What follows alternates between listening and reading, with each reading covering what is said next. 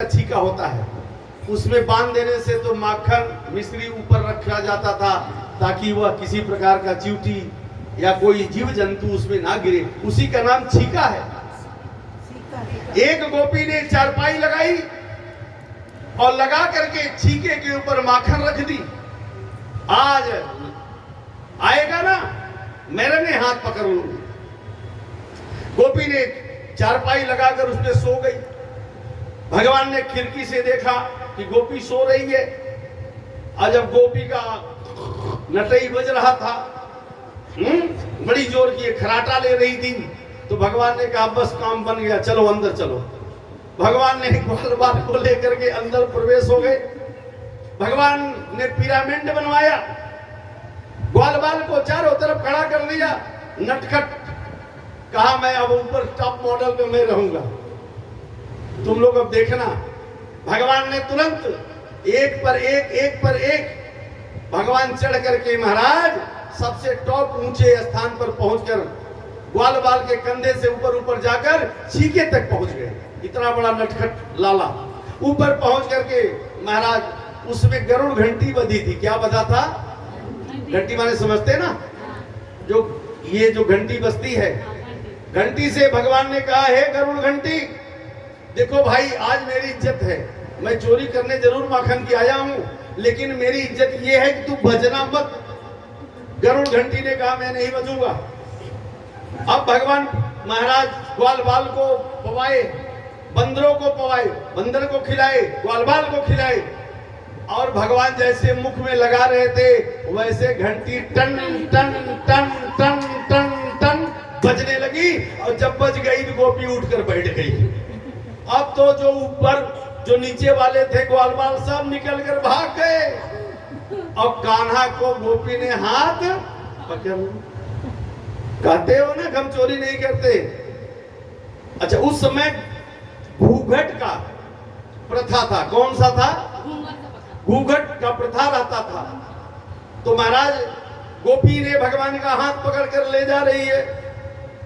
भगवान ने कहा अरे गोपी एक काम करो ना, तुम्हारे भी तो बच्चे हैं ना, एक काम करो दाहिना हाथ छोड़ो, बायां हाथ पकड़ लो, क्योंकि बहुत दर्द हो रहा है, बहुत दर्द हो रहा है। नटखट गोपी ने कहा अगर तुम भाग जाओगे तब। ना ना ना गोपी विश्वास करो, तुम दाहिना छोड़ो बायां पकड़ लो। गोपी ने कहा ठीक है। सामने से गोपी का देवर आ रहा था। अच्छा, खग जाने खगई भाषा, एक चोर दूसरे चोर अख मिचौलिया में वो समझ जाता वो क्या कह रहा है। भगवान ने इशारा किया, बोला कुछ नहीं, इशारा किया, उधर से देवर दौड़ता हुआ आया, बाएं ओर खड़ा हो गया। गोपी ने अपने देवर का बायां हाथ पकड़ लिया और भगवान निकल कर भाग गए। भगवान निकल कर भाग गए। अब जा करके माता के पास पहुंच गए। बड़े विनोद कर, मैया जानती हो ना मुझे भूख लगी है। अच्छा लाला खा लो कुछ। ना मैया जानती हो ना गोपी लोग झूठ मूठ को डांट खवाने के लिए यहाँ आती है, जानती है मैं कुछ चोरी भी नहीं करता। अच्छा, माँ को विनोद कर रहे भगवान। अब इतने में गोपी देवर का हाथ पकड़ कर ले आ रही है। अरे यशोदा! मैया ने कहा मैया क्या क्या हो गया, क्यों चिल्ला रही है इतनी जोर जोर से? कहां हो? बाहर निकलो। यशोदा बाहर आई, बोली आज आपके बेटे को मैं रंगे हाथ पकड़ ली हूं, मतलब चोरी करते हुए मैं पकड़ ली हूं। यशोदा ने कहा बावरी हो गई है। यशोदा मैया ने क्या कहा? अरे तुम बावरी हो गई है, मेरा छोरा तो मेरे पास है। घूंघट तो उठा, घूंघट उठा, देख तेरे हाथ में कौन है ना। आज कोई बहाना नहीं है यशोदा, आज आपके लाला को मैं पकड़ ली हूं। मैया ने कहा घूंघट तो उठा। और जब घूंघट उठाई तो हाथ में क्या देखी कि देवर का हाथ पड़ा हुआ। और भगवान ने क्या कहा? अरे गोपी तू चल, जीव वृक्ष वृक्ष दौड़ता रहे और मैं डाल डाल दौड़ता रहूंगा। जहां तेरी सोच खत्म होती है वहां से मेरा सोच शुरू होता है। ये टेढ़ी टांग वाला ये गोविंद है।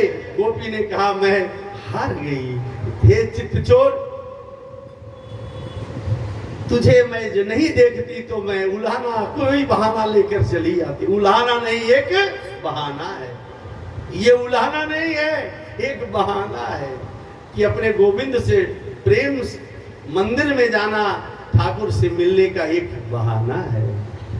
इसी प्रकार से गोपियों ने उल्हाना दे करके भगवान को डेली बुलाते थे और मटकी में लेकर के छाछ, दूध, दही गोपियां जाती थी मथुरा में और भगवान ने ढेला से पत्थर से फोड़ देते थे। क्या करते थे जरा बोलो? फोड़ देते थे और दूध गिर जाता था नीचे। बहुत छेड़ते थे। ये टेढ़ी टांग माखन चोर, ये ना चित्त चोर। अरे रुक्मिणी ने कहा अगर होते लली तो कट जाते हजारों की गली। अगर आप स्त्री होते ना तो शायद करोड़ों के लोग का आपने आप जान चला जाता, लेकिन आप पुरुष हो करके आपके ऊपर चित्त चोर, आपका चित्त सबका चुरा लेते हैं। जिसका मन होता है उसी का अपने चित्त चुरा लेते हैं। इसलिए ये चित्त चोर भगवान कृष्ण, चित्त चोर भगवान की, माखन चोर भगवान की।